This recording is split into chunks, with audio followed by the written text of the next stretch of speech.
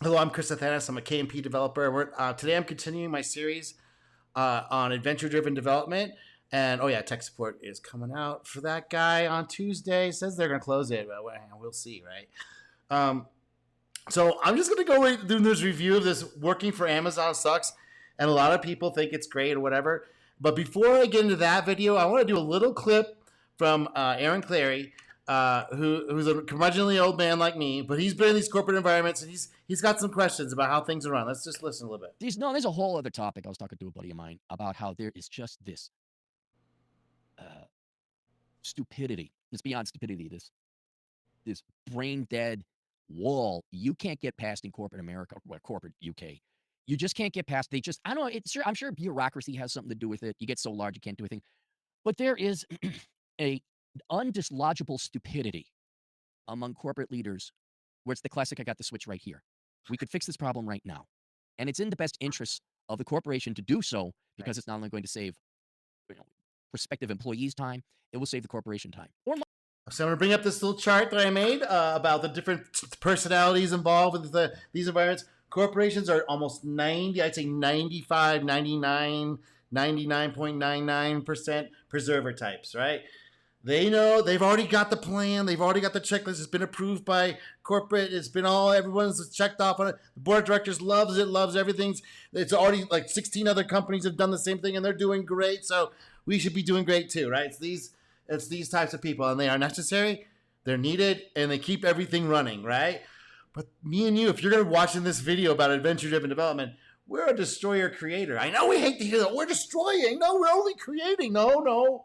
You're destroying the old way of doing things. And for the preserver types, that makes them a little nervous because guess what? Now they got to come up with something new, and they really don't like that. They want the checklist and the buttons and the Agile Jira ticket certification, Scrum Master training. So this is what Aaron, I mean, he knows about the bell curve. I think he may know that this thing, but having it in these terms of, okay, there's creators, there's preservers, and destroyers. The destroyers and the creators are the kind of the same person in different phases, maybe at the same time. But the preserver types are the ones that make us our creator preserver types, our creator destroyer types. The preserver people are the things we have to tend with, and that is reality. Money, like for example, what's the deal? What's the deal with creative industries, video games, movies? Why is it always black lesbian wheelchair vagina? That's not, nobody wants that. Nobody wants that. How do you? No. See, Aaron, you have to understand, who does want that? Who is the real customer of these companies? Once they get bought out and taken over and everything, well, it's the board of directors and their finance people who got the deal together to get the thing going. The preserver types, they found a way to get for the last 15 years in a zero interest rate environment, or zero interest rate policy, ZERP environment, where money was basically free. The preservers were like, oh, we just get the money, and then we can get smart people just to do it, and we can put our ideas in there that we consider to be things. So a lot of this preserver stuff is like they're trying to preserve something they found out in college, and also that the financial people saying, no, we really need to have this for whatever the reasons are, which we can get into. I'm sure you can get into it. But so the real customer is not the video game player. No, we wouldn't be so lowly to stoop to their desires and needs. No, it's from back here, these people that have something else in mind, and that's why it's black lesbian wheelchair. There's nothing wrong with those people, but that's why that's pushed. It's not because the customer wants it. What? No, that's the customer. You have to understand where the customer is, Aaron, and anyone else involved. It's not the guy at the bottom who's actually paying for the thing. No. It's the guy that got the money to produce the thing. Hello? You keep making shit products. What is the undislodgeable? You say, Cap, you don't understand DEI, the act. No, we're trying to tell you, but it's not put in these terms of like who gets the money. Where does the money come from that pays for the trips and the homes and the vacations and the dentist, the braces on the teeth and the new cars, the Cadillacs and TVs, microwave ovens? Someone just say, no, get the fuck out of here. Where's the president and CEO? Like, you're all fired. Get the fuck out of here. And that's just one example. But they're the ones that got the money. Those little companies were going out of business. They didn't know how to get the money. The customers weren't cutting it. They were too picky, or they wanted something that It makes us uncomfortable now. Why are they hacking and slashing with big boobs? Ew, don't do that. Let's put some wheelchairs and black lesbians in it. We're more comfortable with that. Our bosses who pay our checks, who actually, basically bought your company out because you couldn't figure this stuff out on your own. You thought you could do much better getting free money. You didn't realize, no, that's not how that works. Before all that, just anyone who's It works, but it's not for the game. It's not for the customer. Corporate America, there is this impenetrable wall of stupidity you just can't get through. We're like, you're doing this the wrong way. Here's a much simpler solution if we do it this way. And you used to think, oh no, corporate executives, they are high level. They know so much better and so much more. Like, no, I'm trust me, I'm the old gray hair now. Like, nope, there's nothing. As best I can figure, it's ego and pride. Yeah. And rank. Well, no, and a free money printer has a little something to do with it too. Once they got zero interest rates, like you just sign up for it. It's yours. You don't really have to pay it back. Ooh. Fucking stupidity. Like, to this day, how long have we been ranting against the stupidity of HR? 30 years, at least a quarter century. Why is HR around? Because it protects people like you, Clary. Mr. Clary, Mr. Celery. It protects the organization people like you. It's the preservers keeping the destroyers, which are you, and because you're a creator, right? So the preserver doesn't see the creator part when you bring up suggestions. They just see the destroyer part. And they are not comfortable with that. And they weren't trained, and they're not supposed to do that. And they've been rewarded for keeping things status quo, if you will. So that's the purpose of ASR. And I don't know if Mr. Celery, Mr. Clary knows this, but that's what it's for. Someone should come in and get rid of that coven of witches who just make it a fucking nightmare for the rest of it. Get them out of here. Well, they're making a nightmare for you, but for the other preserver types who are just taking orders and are fine with it and don't argue much and don't rock the boat and don't ask for extra time off and don't ask for more than a 2% raise, they are totally cool with it. You best believe. Fuck you. Get out of here. And this, in 2 years, maybe, well, it doesn't take 2 years. It takes an edict. It takes leadership. Very simple. Leadership that cares about what the customer says. Well, who's the customer? Maybe they do. Mr. Clary, maybe they do care. But you just know they care about the right people, what they want. Like the people write the checks and still they got access to the free money printer somehow, some way.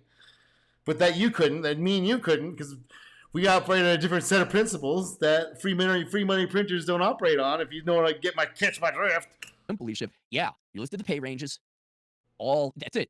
Whoever the president and CEO, you're doing that now.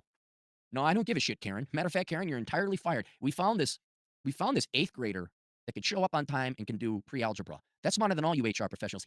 Right. So this is I guess this is like more of a Gen X attitude, I guess, that we don't really have, where the leadership doesn't come because you have a label on your thing that says I'm a leader. No, it comes from this kind of thing, like, and being in now that the zero interest rate market price, all the zero interest rate policy stuff is over now.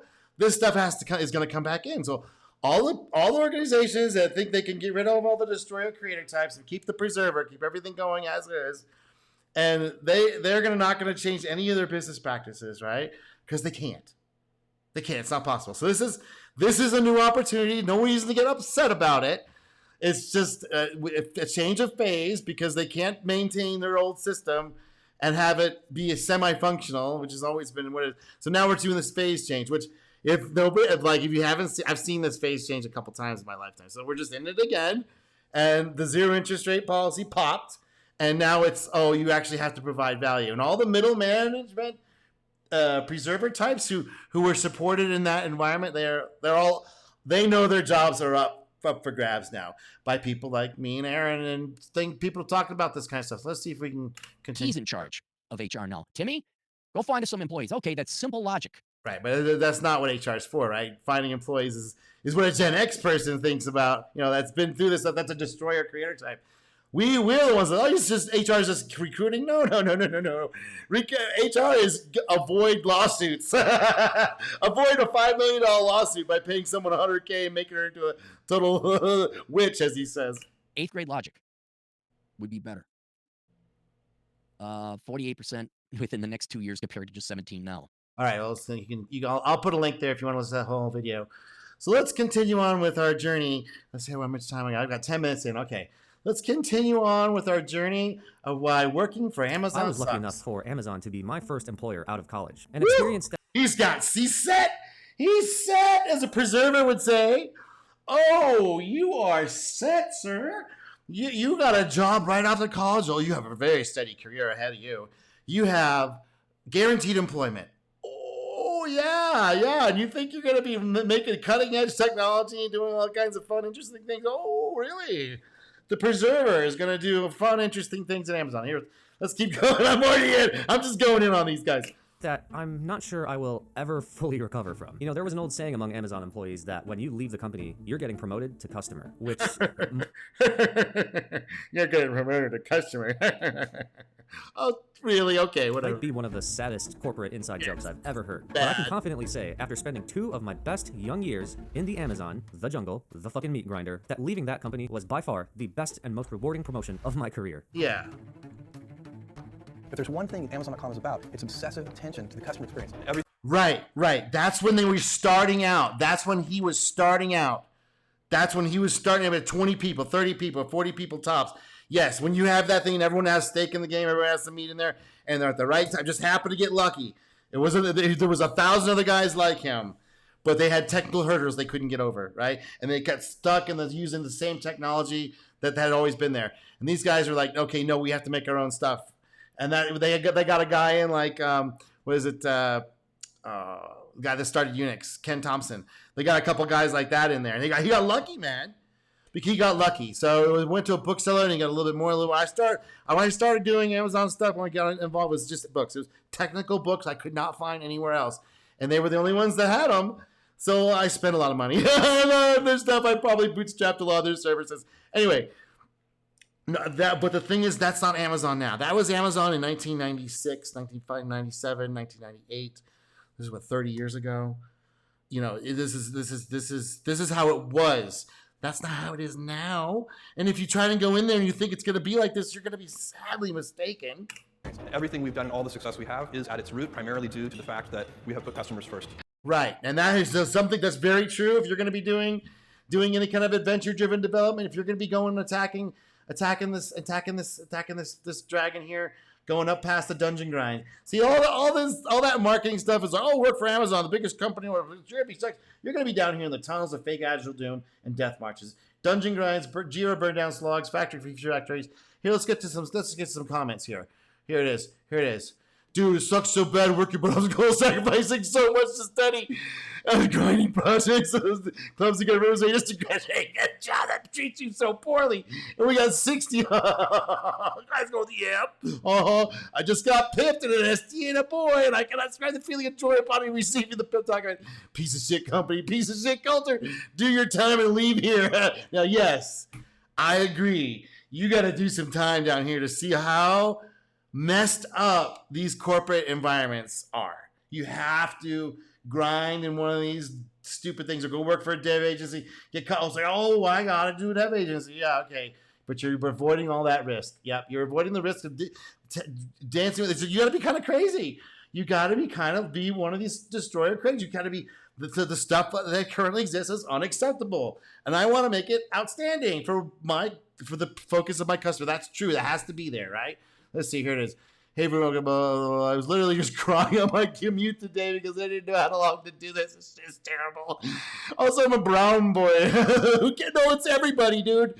It's not a racist thing. Look, man, here's America. American companies, they start off with this with an amazing set of people. They had a magical start somehow, some way, and they all become the same thing. Okay, they're meat grinders. Now they will rely on that old marketing to get young people in to give up their blood, sweat, and tears, thinking that they're really in a startup. They're really in the most amazing company on the planet. You know, it says, okay, but this is a meat grinder. This is what American corporations do. They do this to every generation that comes through. My grandfather did it. My dad did it. Everybody has to go through this thing where, and you get caught. You may get caught in it. You have to believe the hype. You have to believe the hype, and then they get you. And that's the entrance fee. Ching. Now you understand. It's like, oh, it's kind of a multi-level marketing pyramid scam deal at these corporations. And you're at the bottom funding the thing. So it's not a brown racist thing. It's welcome to America. We're making money here. It's not for our health. There's no other culture here. This is it. This is all we do. This is what we do. We kind of know you, and then we try and get you to be a customer for as long as possible until somebody else gets through hold of you. And that's the whole game here. I know it sucks. I want to know. I appreciate it. Give me more than you hope. Yeah. Okay. Good. Wake up. This world is not as it seems. The marketing slick brochures, all the video stuff. Oh, it's going to be amazing. It's like, no, you're going to be ground up until you understand. Hey, this adventure-driven stuff right here. It's not this. You're not. The happiness is up here.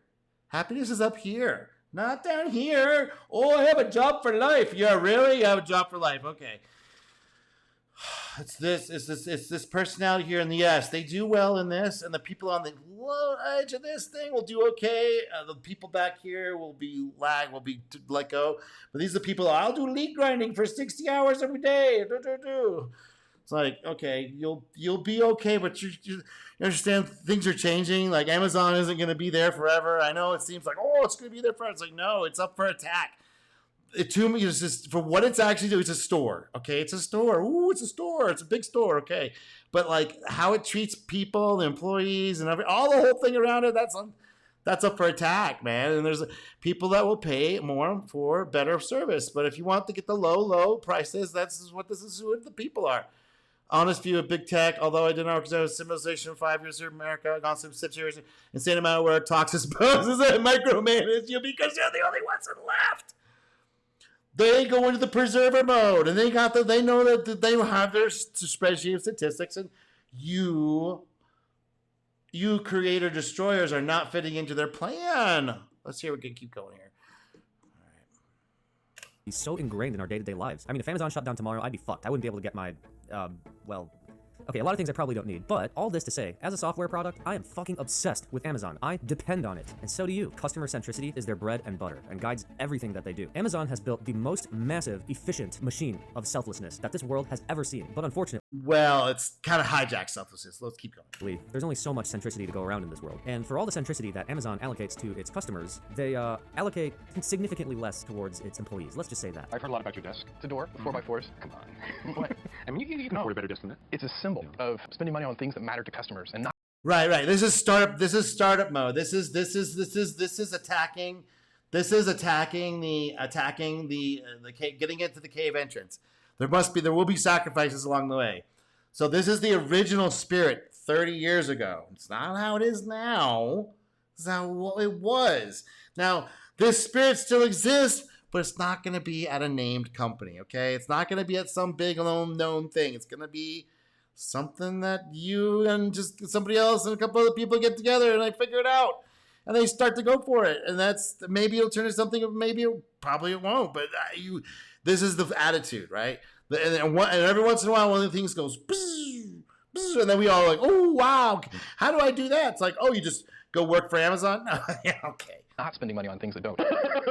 So I worked at Amazon as a software engineer out of school between around 2018 to 2022. I barely made it a couple years, which is pretty good considering the average tenure of an Amazonian. I think it's like a year and a half, a year, maybe not even a year, dude. It's like pretty fucking bad. Now, I'm sure you've heard a lot of stories about this company. It's by far one of the most, if not the most scrutinized big tech company. And so yeah, when I was joining the company, I kind of knew all about these horror stories. Even at my internship, I was talking to some of the full-time guys and they're like, yeah, this kind of sucks. Yeah, I don't know. And I'm 22 and I'm like, okay, well, I mean, you guys make a shitload of money, so you guys must be happy, right? Because that's just how my brain works, because I'm 22. So I was like, okay, let me just like try it, get my foot in the door, get some experience, learn a bunch, and then dip. So yeah, going into it, I knew exactly how polarizing it was. I mean, what's interesting is I agree with that getting in there, seeing what it's all about, seeing how their systems are all put together, how much inefficiency is, how much people hate it, how much people say this sucks. And then having an inkling is like, does it really have to be like that? 2 months into the job is when I started to actually live some of these horror stories, such as on-call, micromanagement. Like, I started to experience this stuff pretty quickly into the job. But what I didn't pick up on until about 8 months into the job was just how much employee misery can be shared, streamlined, and scaled across a global enterprise. And this really sank in about 8 months into the job when I toured the Amazon Fulfillment Center, aka the warehouse. So Amazon operates out of these things they call fulfillment centers, and they're really just warehouses. They like to use the term fulfillment center because it sounds a little better. It's a fucking warehouse. And they have this program at the fulfillment centers where they can bring the corporate employees to come do a tour and actually come in and do the job of a fulfillment center worker. So they bring your team in for the day, they teach you about safety, you wear a fucking uniform. So in late 2019, my team participated in this. So we spent the day at an Amazon fulfillment center. I show up and they give me one of these things, one of these safety vests. Damn, that kind of goes hard with the green. Oh shit. Is that a fit? I think that's a fit, man. Anyway, we show up bright and early to this fulfillment center. 8 a.m. We got that shit on, and I'm like, kind of excited. I'm like, yeah, let's fucking go, dude. We're gonna go pack some fucking boxes, and it's gonna be a little workout. It was one of those days where you're like drinking the Kool-Aid a little bit, you know? Yeah, a lot of people drinking the Kool-Aid.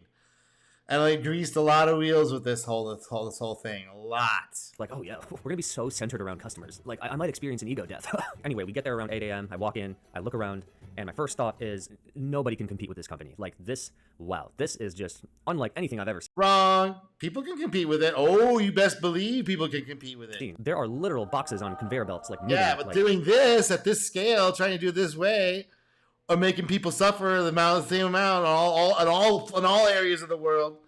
Yeah, that's totally doable. Yeah, that's the thing. But it doesn't mean you can't compete with it. I mean, if you're trying to do another Amazon, yeah, you're going to have a lot of problems because it's not just this operation, right? It's all the deals with the government. It's all the background stuff and all the stuff that all the post office making the deliveries for free, blah, blah, blah, blah, blah, blah. 50 miles per hour. Like, I don't know how they pulled this shit off, man. Like, maybe it was the salaries. Maybe it was all the smart people they imported from India. Oh, yeah. Well, the thing is, it doesn't have to be smart people or people who bought the Kool-Aid super hard and just willing to grind out whatever it takes to make it happen. I don't know. Are you really smart for grinding out for somebody else's dream? I don't know if that's really super smart. Yeah, honestly, yeah, it was probably that. But yeah, they pulled off this hyper-automated thing that just definitely explained why you're able to order dog food and obscure kitchen decor while you're taking a shit. And so the first part of this tour is called store. The product gets in the warehouse. Fulfillment center. You check it into the system, and then you put it on a shelf. Sounds pretty straightforward, right? But this is not just any other shelf, okay? This is a self-driving shelf that comes to you. And this is not like confidential information. You can see all of this on Google, on the news. Like, this is not trade secret stuff. Everybody knows about this. But when you see it in action, it's like, oh my God, I literally don't have to move. I can literally just stay at the station and just pick up a product, scan it. Right. Then the right. But those systems, you know, that's how it's going to be, how warehouses are done in the future. This will be way cheaper than anything else. We're doing it. So that's not it. Shelf to put this product on will come to me. And then when you put it on the shelf will drive away and be like, thanks, bye. They have made it so easy to just start doing work. And this reminded me so much of... Well, I mean, picking and pecking and selecting, if that really calls that work, that'll all be automated very soon. There'll be nobody in these factories at some point. I mean, and so it'll all be just these engineers updating software for these factories. Okay. Of my job as a software. Wow, that sounds like really great. That's a really wonderful opportunity to work for an amazing major corporation. Engineer too. That's the thing here too. That same technology that they're using to automate these things is going to be available just widespread to whoever wants it. But I don't know if this is the right place. Do you want to do warehouse operations? Why not just outsource that somehow? There'll be other places doing all this stuff. This is not the place to go into. No, this isn't the place to get. This isn't the Dragon. Warehouse operations? Wow. Too, like, they give you all this great tooling, right? They make your job a lot easier. Like, wow, everything's automated and streamlined, and oh, this is so cool. My job is going to be so much easier. But then I saw the self-driving shelf robots, and I realized maybe it's not always good for your job to become easier, because then you can do more of it. By creating all this automation and process and tooling and fucking self-driving robots, Amazon has created this system that just makes it insanely easy to start contributing. By making your job easier, they have an excuse to ask you to do more of it, which is crazy, dude, right? No, that's the industrial business. I just did a video on how the industrial mindset, who are all these people from Harvard MBAs and all this stuff that has the fancy letters on their names that know how to talk to the finance people, right? Like, they're all in that network of finance people, right? So they're going to get this mindset, which is going to be these guys who are looking just to shave off a couple microseconds every day off the process, and we'll convert that goes right in the power pockets. A software engineer, we're doing projects at like 3x the speed, dude, and like, it's very dizzying. And if that's how I feel, I'm thinking about how these fucking fulfillment center people feel. Probably not very fulfilled. By the way, I always thought that was the funniest part about college. Not supposed to. They fucked up. If your life is ending up in an Amazon fulfillment center doing picking, something's messed up. Something went wrong. Something went wrong in your life because that job is not going to be here for much longer. I mean, even this thing on the mindset, like, I'll just go get an Amazon fulfillment job. It's like, no, dude, you're not. That's over. All they're doing is collecting data. All these guys are doing is collecting data so they can automate you away at some point very, very, very, very soon. Calling it a fulfillment center, like, it is actually probably the least fulfilling place to be. And so you're probably wondering, how does Amazon ensure that everybody is doing so much work at all times? Remember how I mentioned those very fulfilled workers will scan the box before putting it on the shelf? Well, when they scan that box, it actually records that metric and ties it to their name. And not only that, but there are cameras everywhere. These people are being analyzed on metrics like how much time they are not moving. Every team, every process, every single thing done at this company is tied to a metric. When you start tying metrics to people, this is when the employee-employer relationship gets... It's just a cog. It's just an industrial cog. Look, man. They don't give a crap about what your body's like. This has been the bane and the problem with the Industrial Revolution is that these people who are trained at our most prestigious institutions, they are told that every business process is just the same. You have a product, you need to get it from A to B, and you make money on that. And the faster you can get the product created, the faster you get it shipped, and the more people you get it out to, the more money you make. And that's all they know. Well, that's what they're not told anything else. How would they know anything else? They have been promoted up the chain on the idea that this is it. This is all what business is. It's a little sticky in my opinion. Like, I remember later in the day, we went into a meeting with one of the area managers, basically like a warehouse team lead. Most of these people's jobs is literally to just look at a computer and look at the metrics of every employee as far as where they compare to like average performers for packages pushed per hour or time idle on the job or some toxic ass metric, right? And this guy is like proud of his job, okay? And he's coming up here like, when we see the metrics go down a little bit. Well, yeah, what else does he have? It's not like the Amazon's doing good. Hey, bring him to the side and say, hey, here's how you do the innovation stuff, and we're going to change all the things that we're doing on this factory. No, we got other people to do that. All they're told is to do this. Because what else is there? What else do they have? They're about to automate your ass away anyway. So what else? They're about to be automated away. They think this is all they got, man. We like to go up to the employee and just check in and be like, hey, I noticed that this metric was a little lower than usual. Is there any way that I can support you? And he made it sound really nice, but imagine you're like fucking grinding out here, pushing boxes for like 5 hours, and you're busting your ass, and some motherfucker comes up to you like, hi, I noticed your time idle on the job has, and we're gonna need to, yeah. Is there what do you any way that I think can these guys are? What do you think you're getting involved with? What kind of organization are you getting involved with? It's a major, huge corporation, one of the biggest corporations in the planet. They have to have these guys because that's most of the people. So it's not going to be these guys. It's me and you, dude. Me and you are the destroyer creator. You need to get that thing out of your hair. Lazy swine. Like, who wants to hear that in the moment? I get that this is kind of the nature with a lot of these blue-collar jobs. I get that. But it really started to remind me a lot. No, that's been Industrial Revolution, buddy. That's almost all jobs except for the software stuff recently, which allows us to be destroyer creators individually. That wasn't accessible. Everyone wasn't even everyone wasn't a factory. What? A lot of my own experiences as a software engineer. I was very fortunate to have this micromanager who just made my life so wonderful. He would ask me things like, hey, we saw the lines of code go down, Varun, and I just want to understand that better, okay? Because the management team is looking at lines of code per month. I'm like, yeah, what else do they have? They don't understand what's going on. They've been promoted because they're an ass kisser and are willing to do this to you. Not somebody else. This is a dirty job. Your lines of code are wrong. You're not doing enough. Your ticket estimate on your Jira ticket is not correct, and you did 2 points and we did 3 and in the foot. Hold up here.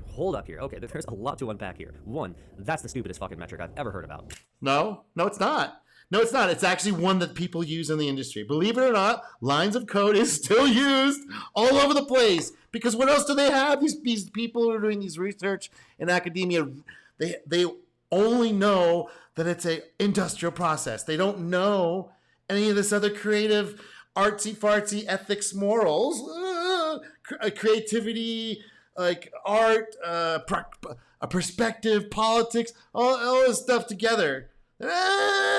No, how can we slice 1 microsecond off per day per person? 2. What else Why do are they you telling me what have? managers are doing behind the scenes? You are terrible at hiding politics from your team. 3. Not that. Exactly. Hell yeah. I just said that. I didn't know he's going to say politics, but yeah, it's all in there. So that's what these guys know. Preservers know politics. They know politics. They try and hide it, but it leaks on through because they're getting pressured from above Because these guys don't know, the people above them, they don't know how to do anything else. They're outsourcing it to people like this. And a lot of them are going, okay, we'll put extra horses on. Is that what you want, more horses? Well, instead of like, okay, we could probably get rid of all this stuff and not have people in the loop at all. And that's kind of, I think that's what they're trying to do. And they will achieve it at the detriment of everything else. and this is where like it's openings here for other companies to come in and do something different, because it's not sustainable. It's like, yes, it's been the industrial revolution style, but it's totally unsustainable.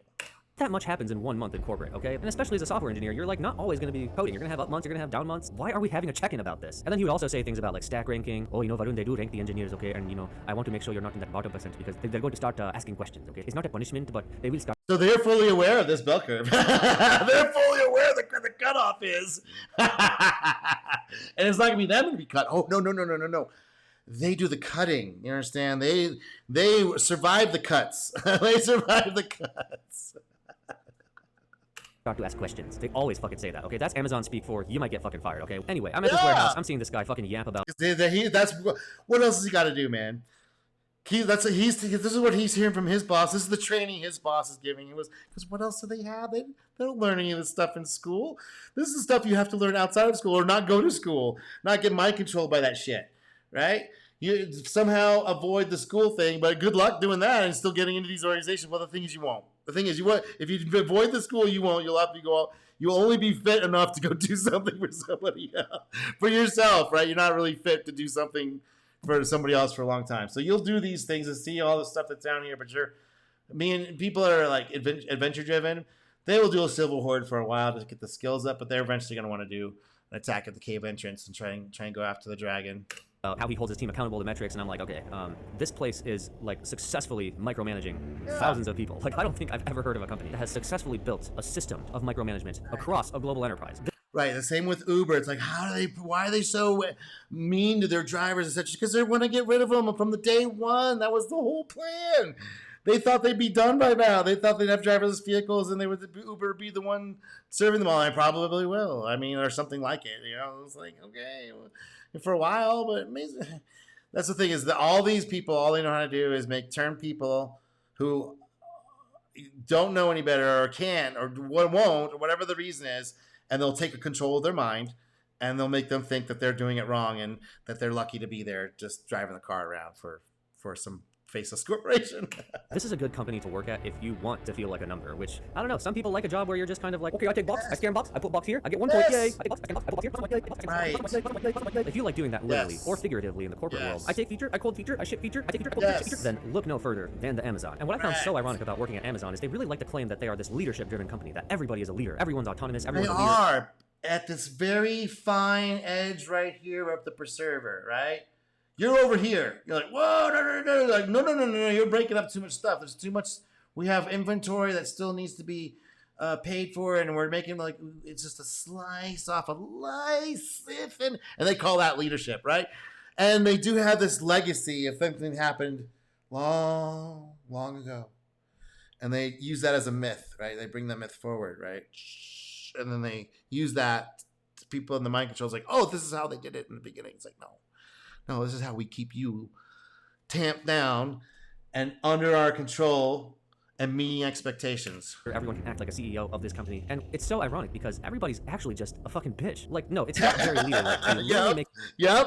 This is, yes, the preservers are fucking bitches. Exactly. Yeah. And the destroyers we cannot put up with that. And creators are like, just get out of the way. And the story's like, this is done. No more. Every decision based on 12 corporate commandments, okay? This is some culty shit. And you're making important decisions, like even like emotional, personal decisions based on numbers. Now you're understanding where the culty shit, because they've been, their marketing has been, if you get involved with Amazon, you're set for life. Oh, and you tell that to a preserver, he's like, set for life? You mean I'll never die? And what, as long as I'm involved with dealing with your bullshit, I'll be here forever? I'll be forever happy, and I can outsource all that hard work of going up the mountain, figuring all this stuff out. I can just go in here in a dungeon grind, and then I'll be set for life, or a silver horde. Ooh, preserver's like, whoa, that's kind of music to my ears, and it makes sense, man. People got bills to pay, they got kids they're raising. Your private school's not cheap. the new Lexus is coming out. I got to do a ski vacation and a Tacoma San Lucas in the Greek Isles this year. I get it, man. Data. Just because, well, someone told you to, yeah, that's not very leadership. Like, that's very, like, being a bitch at scale. You know what? I'm going to request to add a 13th leadership principle. Be a bitch at scale. At Amazon, we value hard work, being a good team player, but above all, being a bitch. Everybody is more important than me. I have no sense of self-worth. That's what it is. Everybody is my daddy. Anyway, we get to the part where we're packing the boxes, and this shit was honestly pretty hard. Not because closing a box is hard. Like, that part's easy. What's hard is doing it fast. There's this leadership principle called bias for action, and they love bringing this one up. This is basically their way of saying, okay, back in the day, these are the founding mythos, right? The founding mythos that you won't be doing this. No. We give you the actions to you do. Now, what this means bias for our action, right? Not your action, our action. There's all this implied, implicit stuff that's in the, like when you get to Amazon, everyone's bought the Kool-Aids and they're all implying, and they already have these implications already built in because the culture drives it down there, and they have, I'm sure, people involved that are making sure this stays and sticks, because once it goes, that competitive advantage of people being under mind control, thinking this is the most amazing place that ever was, goes away. And the people that are smart are like, hey, wait a second, this isn't the most amazing place that ever was, huh? And they go off and compete directly. saying, hey, just never not be working like really fucking hard. Like if we catch you, perhaps taking a little bio break, we're gonna have some questions, all right? So we're packing the fucking boxes, and like I'm not moving fast enough, all right? These boxes, they don't come, pre-taped and assembled. Like you have to assemble the box first. So I'm working on this fucking box, and I'm just like struggling, okay? These products are piling up. I'm like, oh shit, like I gotta get my shit together. And I'm like, and then the guy who was giving us the tour, I forgot his name, but he's this like Filipino guy. He comes up to me, and he's like, yo, bro, I got you. Let me see that. And this guy. Yeah, because how many times have you done it? Have you done it 100,000 times, 10,000 times, 5,000 times? Oh yeah, after about 200, you'd be like doing the same thing. It's not that impressive, all right? But on your day one, oh, the box is too hard to do. Like goes ham. There you go, man. Not too bad. You're too good at this, and I'm just a little concerned. I'm happy you've found a little joy in this. You can do that so fast that this might be your calling. And yeah. For certain people here, it is. It is. Working in the dungeon, in the slog, doing the preserver stuff, slicing out 0.01% new thing today and let going out of 0.01%. Some people dig that, man. They love the drum death marches. They love the tunnels of fake Doom. They love the doing the Jira ticket. They know what they did yesterday. They know what they're doing today, and they know what they're doing tomorrow. Some people love that, and they just can't do this. Like, oh my God, it's a dream come true.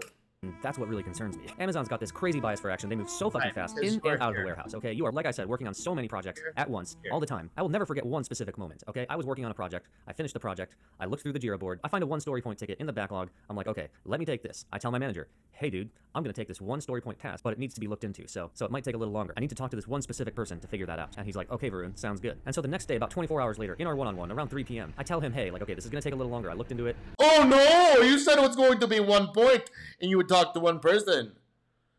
Oh, you have to talk to 2 people. Oh, we gotta ding you.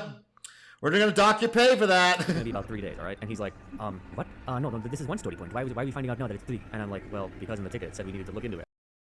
Okay, so one of the main things in Adventure Driven is you are given a set period of time to do stuff, to do something, to do the whole epic quest, whatever it is you're trying to go after. You have a set amount of time, whether it's a month, or 3 months, or 6 months, whatever.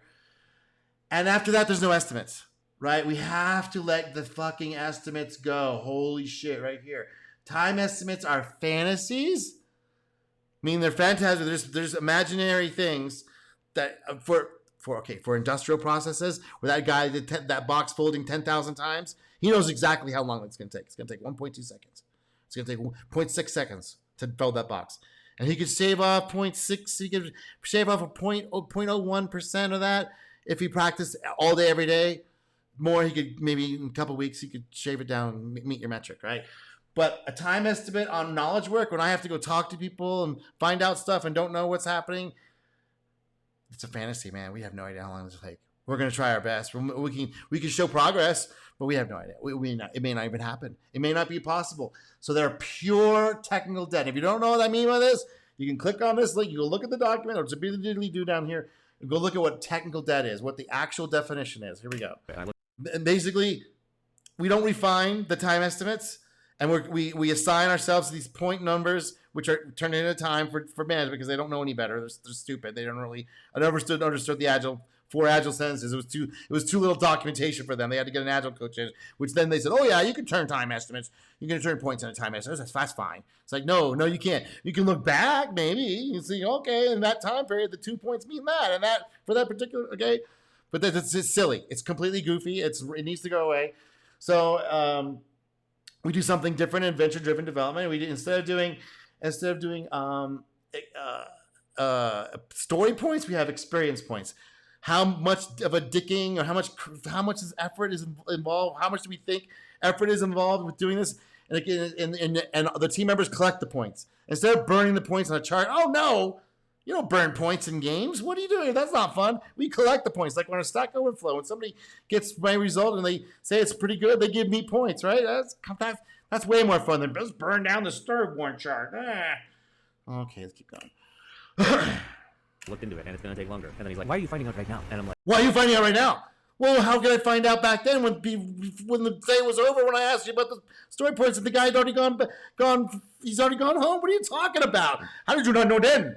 So you go, wait a second. You've been holding out on the crystal ball, motherfucker? Like, give me the crystal ball and I'll tell you exactly how long it's going to take. But, you don't have a crystal ball. Oh, huh. You might need to invent one of those, huh? like, so ridiculous. I found out like a few hours ago, and he's like, I gave you the task yesterday. Why you didn't tell me yesterday, Varun? And I'm like, because I wasn't there yesterday and have with this knowledge. These are the conversations that actually occur. This is not hyperbole. This is common. This is these people who, look, you told them the time estimate and every single chart, every single other thing that they wrote at their Harvard MBA that they got after their PhD, right? MBA, PhD. Oh, so if it took 10,000 units, 10,000 lines of code takes 2.6 seconds lines of code, well, we can shave off 0.1 seconds. Like, how many lines of code? Like, no, dude, no, none of that. That's all retarded. A source code is complete garbage anyway. Like, the moment you start typing it in, it's going to rot, all right? Everyone that thinks the source code is like, it's the most ultimate thing. It's not. It's the tacit knowledge of all the people involved.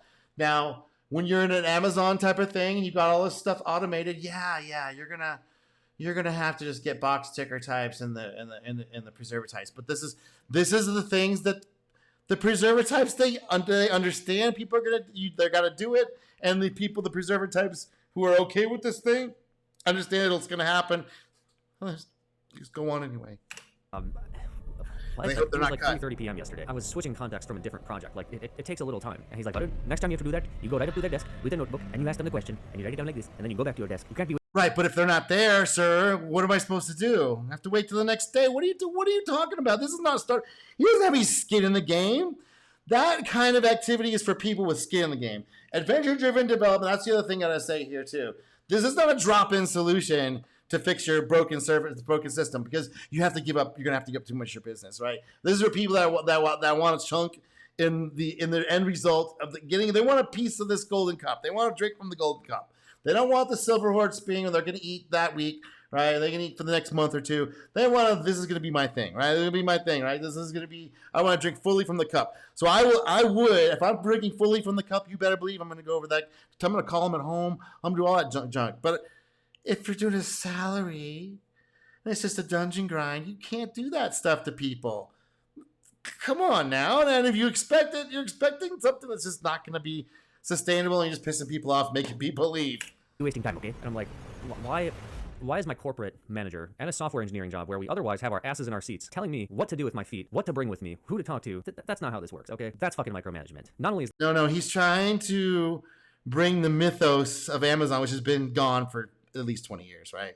I mean, this stuff goes quickly. As soon as you get past Dunbar's number, which is like 120 people, once you get past that, all that stuff goes. All that founding mythos stuff just becomes marketing materials to get people who will come in and do these tunnels of fake agile doom and the dungeon grinds and all that stuff.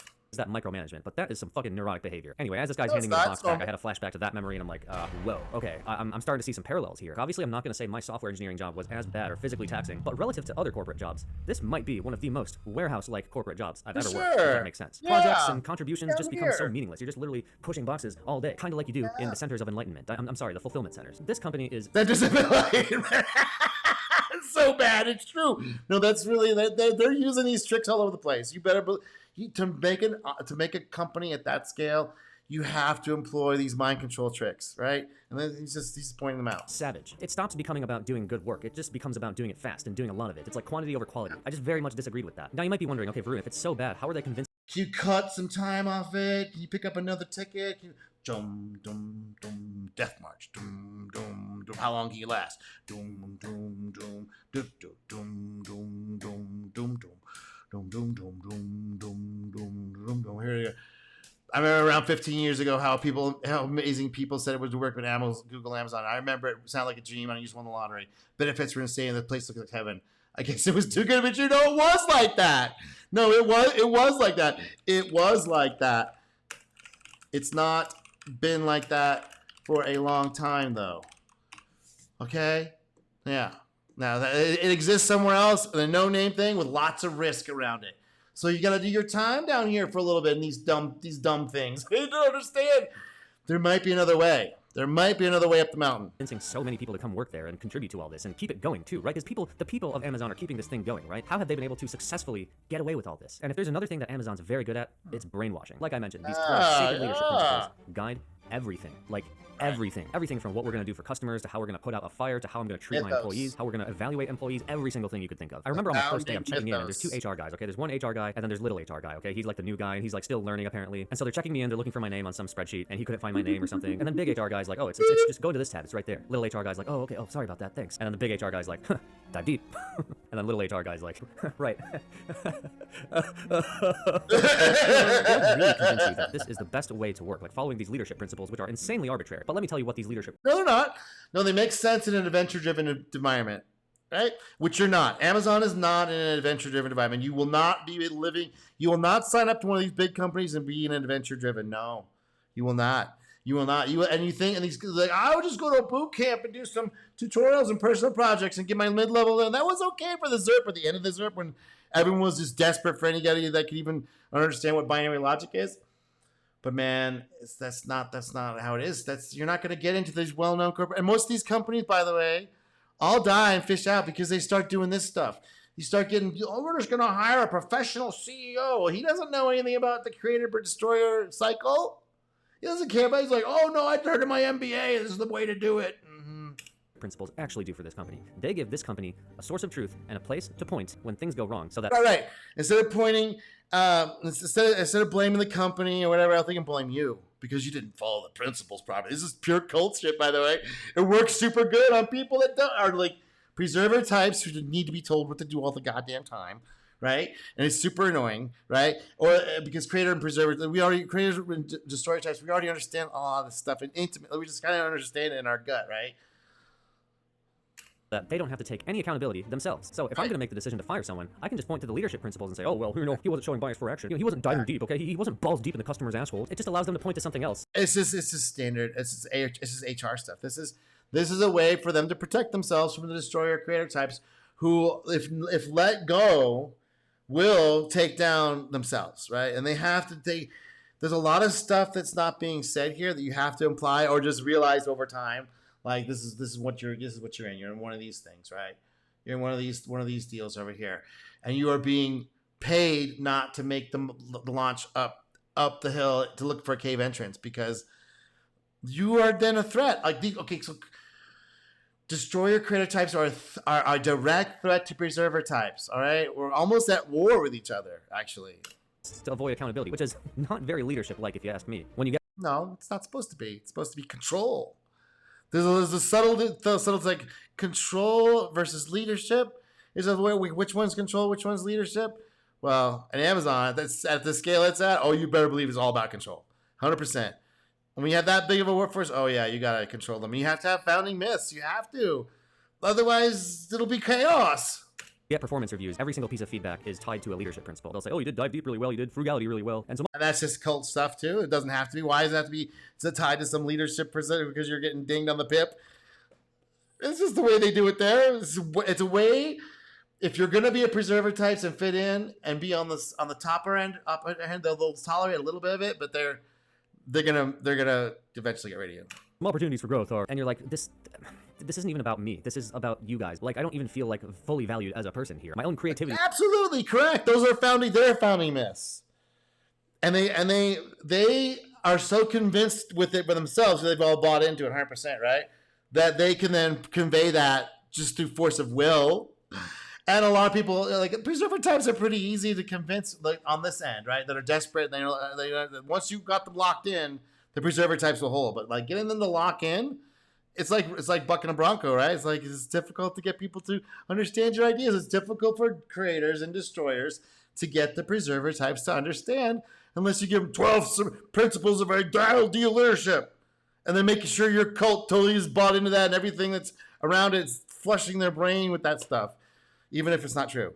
He stops being important at some point. That's weird. If I'm working somewhere, I want to be able to bring my own ideas to the table. I want to be able to shake things up and say, hey, let's try doing it different. Oh, so you're a destroyer creator. So he thinks he's just doing the creating. Yeah, I think he's Hindu. I don't know. He looks like he's from that part of the world. He just wants to do the creating part. He's like, no, dude. You understand these preserver types. You are the destroyer. You are coming up against them. Now, when you're with the group of people that are creator destroyers, it's super fun, right? But you're not going to fight in a big company. You're the first job out of school. Come on now. The first job out of school is always going to be one of these dumb things down here. Tunnels of Fake Digital Doom, which is what he was in at Amazon. Dungeon Grind, with your Feature Factory, which is kind of a successful company like Amazon. So there's unsuccessful ones and there's successful ones. These ones have a time limit. These ones have no time limit. They can go on and on and on until somebody else comes on and goes, oh, we're going to do it. Shake things up a bit and say, hey, let's try doing it differently. Destroyer. The producers are like, get rid of that guy. What the hell? Not how things work at Amazon, all right? You're going to use the fucking command at Amazon to make every decision, and if you don't, you get pipped. Oh, and speaking of pips, not only is this company great at brainwashing, they have actually gotten people so used to their scaled toxicity, including this whole PIP thing. If you don't know what PIP stands for, it stands for Performance Improvement Plan. It's basically this process of getting employees to leave. It's kind of disguised as this whole, like, hey, we're going to help you improve your performance, but it's really HR's way of telling you to fuck off. There's no good outcome from a PIP. Now, what's so funny is this is such a meme at Amazon. So many people I talk to have the same exact story. It's like, okay, for some petty reason, your manager stops liking you because you didn't jerk off the customer hard enough or something, and then they put you on PIP. They're like, okay, bye-bye, fuck off, goodbye, and then you... Yeah, this is the process to make sure they don't get sued. That's all that is. So PIP is like avoid lawsuit. That's all it is. That's all it is. It's like, we're firing you.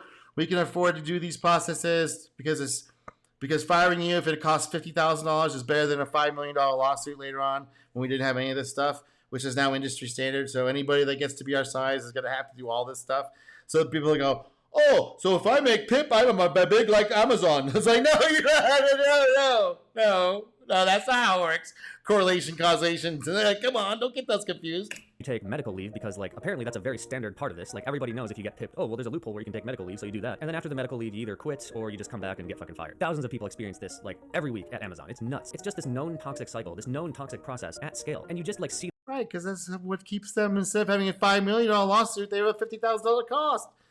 That's worth it. This stuff. We can do hundreds. We can do 100 of those, right? We can do 100 of those. It's better than even if we have 100 of them, it's better than the $5 million lawsuit. It's math, people.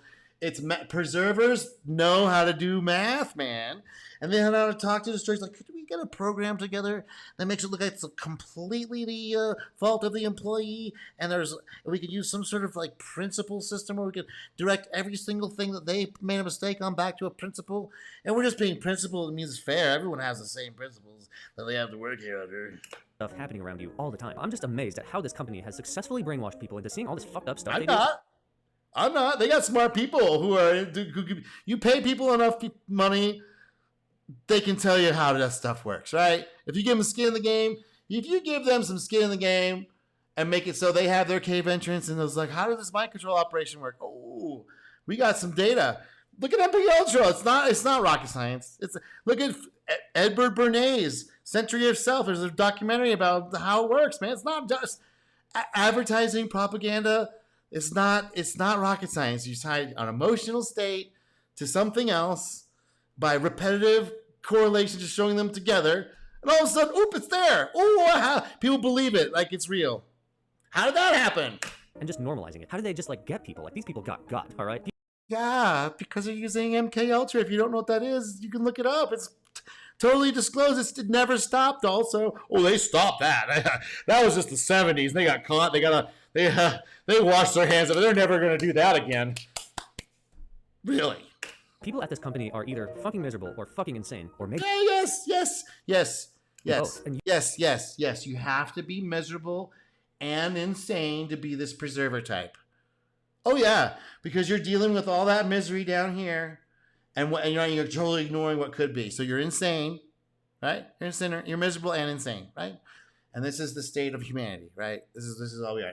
And some people are like, screw that. This is unacceptable, and they will destroy something to make it outstanding. Right? There's those types. So they're the ones that keep things kind of moving forward and getting rid of shit we don't need no more. you see that at the fucking warehouse. Like the last part of the warehouse we're walking through, I'm sorry, these nirvana centers. I mean enlightenment, I mean fulfillment centers. One of the last things I remember seeing on this tour was the cafeteria. And I'm seeing people on their lunch breaks, they're like fucking 4 p.m. lunch break. And these people are just so unhappy. It kind of reminded me of some of the people I met in corporate. Like there were so many people I met where you look down at their badge and they're like, in like decent shape. And then you go up to shake their hand and you're like, oh, you got fatter. Oh shit. And they're just like, huh, I'm just happy to be here at Amazon. And then you see them go to their seat and they're just like stress eating Lay's potato chips and eating fucking McDonald's for lunch every day. And you're like, dude, you're coping. You got fatter because you hate your job. And I'm like, oh shit, I gained a few pounds too. I don't want to be an Amazon fat guy. In order to stay at this company for so long, you have to develop some kind of emotional dissonance, some level of dissociation, and that's not that natural for a lot of people, and it turns into these unhealthy coping mechanisms like eating. And so that day I left this passion dojo, enlightenment temple, fulfillment center, and I felt very uncomfortable. I felt like I was witnessing all the things that I had gone through in corporate, but personified in real life, and actually affecting people who come from way less privileged backgrounds than me. And not only that, but these people are putting their safety at risk, their families at risk. I mean, you've probably heard the stories of people who fucking pee in bottles because they can't take fucking breaks. Anyway, I left that tour very uncomfortable, and about a year later, I finally fucking threw in the towel. After another year of customer centricity, I finally started crying at my desk. There were multiple days towards the end of it where I did not want to start my day. I didn't want to get up. I didn't want to do my job. Good, yeah, that's called there's a breaking point that destroyer creators we can only put up with so much. When we realize that we can't, there's nothing more. Let me see what's going on here. When we realize there's nothing more that we can change, I'm having issues with my machine. So when we realize that we can't do anything more and it becomes acceptable, we do have to like take care of ourselves and make hard decisions, and realize that this process of going through this, we have to do things like this, whether we take them on voluntarily or whether they're forced upon us, to get us to realize the happiness is up here, man. It's not in these guaranteed successful routes, right? It's in going, trying something new, and it's a lifelong process, and there's no guarantees. There are no guarantees. And that's the toughest part for the preserver types, right? They want guarantees of everything. All right, give me a like and subscribe, and we'll continue on our journey of exploring what adventure-driven development's all about.